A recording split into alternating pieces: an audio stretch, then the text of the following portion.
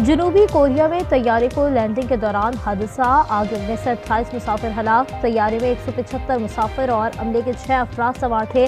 حادثہ landing gear میں خرابی کے باعث ہوا۔ طیارہ رن وے کے گرد لگی باڑ سے ٹکرا گیا۔ حادثے میں جنوبی کوریا کے موانگ ایئرپورٹ پر پیش آیا۔ طیارے میں آگ لگی، آگ بجھا دی گئی۔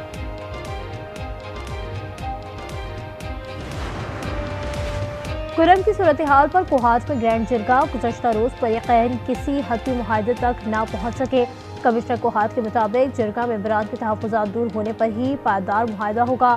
امید ہے عمائدین جلد معاہدے کے تمام شقوں پر متفق ہو جائیں گے۔ بند راستے کھلوانے کے لیے کرم پریس کلب پر دھرنا نویں روز بھی جاری۔ کراچی سمیت ملک کے مختلف شہروں میں کرم کے شہریوں سے اظہار یکجہتی۔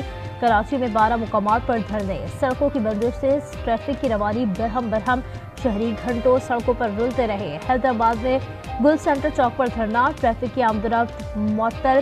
لاہور میں ڈیوس روڈ پر بھی دھرنا، ٹریفک کی روانی متاثر۔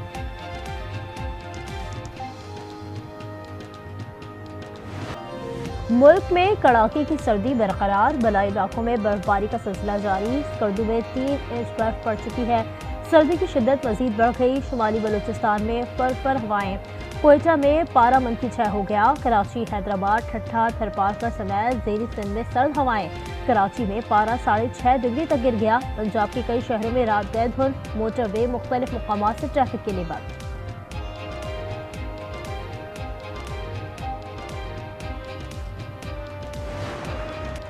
مذاکرات کا آغاز مگر اعتماد کا فقدان برقرار۔ خواجہ آصف کا اپنی حکومت کا استعمال نہ ہونے کا مشورہ، سوال کیا 15 دن میں کون سا تعویذ نکل آیا کہ مذاکرات ہو رہے ہیں۔ رانا ثناء اللہ بولے بات چیت سے پہلے غلطیوں کو کوتاہیاں تسلیم کرنی چاہیے۔ اسپیکر ایاز صادق نے کہا میرا کام تو مذاکرات میں فریقین کو بٹھانا ہے۔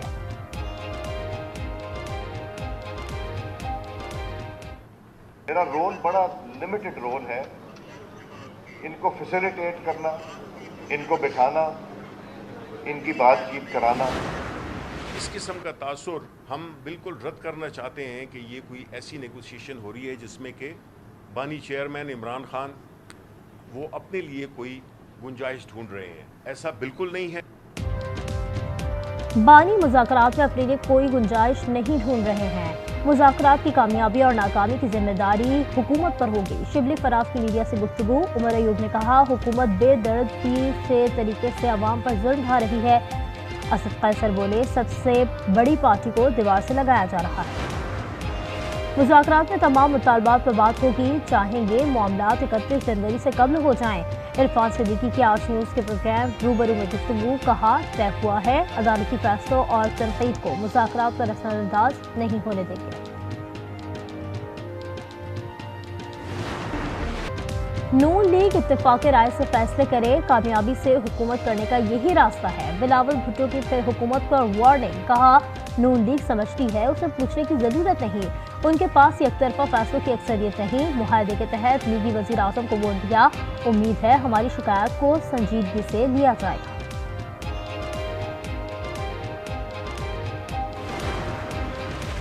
یونان کشتی حادثے میں ایف آئی اے کے 31 افسران اور اہلکاروں کے ملوث ہونے کا انکشاف، افسران کے نام پاسپورٹ کنٹرول لسٹ میں ڈالنے کا فیصلہ۔ فیصل آباد ایئرپورٹ کے 19، کوئٹہ ایئرپورٹ کے 5، سیالکوٹ ایئرپورٹ کے 3، لاہور اور اسلام آباد ایئرپورٹ کے 2 افسران شامل۔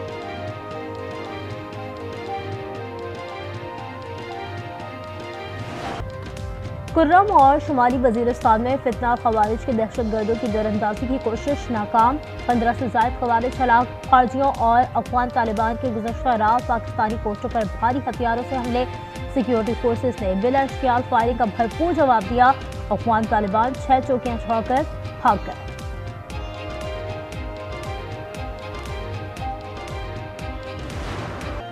انٹرنیٹ بندش اور فائر وال کا سوئچ آن ہونے سے آئی ٹی انڈسٹری کو دھچکا، 25 لاکھ فری لانسرز کا مستقبل خطرے سے دوچار، $40 کروڑ پر موجود آئی ٹی برآمدات تاریخ کی کم ترین سطح پر آنے کا امکان، مسلسل 3 روز انٹرنیٹ بندش سے 3 ارب 90 کروڑ کا نقصان ہوا۔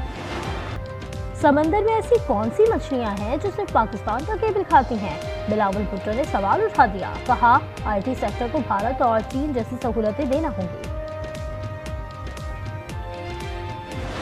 غزہ میں اسرائیل کی بربریت جاری، مزید 48 فلسطینی شہید ہو گئے۔ عرب میڈیا کے مطابق بیت لاہیہ پر تازہ بمباری سے 10 افراد شہید ہوئے۔ غزہ میں شہداء کی مجموعی تعداد 45,483 ہو گئی۔ کمال ادوان اسپتال کو مکمل طور پر خالی کرا لیا گیا۔ گرفتار کنہ گزینوں اور مریضوں پر تشدد، ڈائریکٹر کمال ادوان اسپتال کی گرفتاری کی تصدیق۔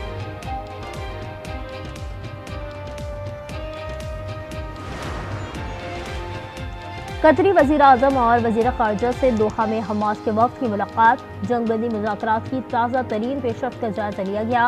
مذاکرات کے عمل کو آگے بڑھانے کے طریقوں پر بھی تبادلہ خیال۔ حماس نے مکمل جنگ بندی تک مذاکرات کو قبول کرنے سے انکار کر دیا۔ سینئر عہدیدار خلیل اللحیہ نے حماس وفد کی قیادت کی۔ روسی صدر نے آذربائیجان طیارہ حادثے پر معافی مانگ لی۔ پوٹن کا آذربہم منصب کو فون اموات پر اظہار افسوس، کہا طیارے گروزنی میں اترنے کی کئی مرتبہ کوشش کی، اس وقت روسی ایئر ڈیفنس سسٹم یوکرین کے ڈرون حملے میں انگیج تھا۔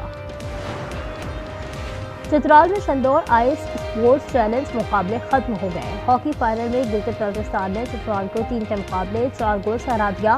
اختتامی تقریب کے مہمان خصوصی D G tourism authority Tashfeen Haider تھے۔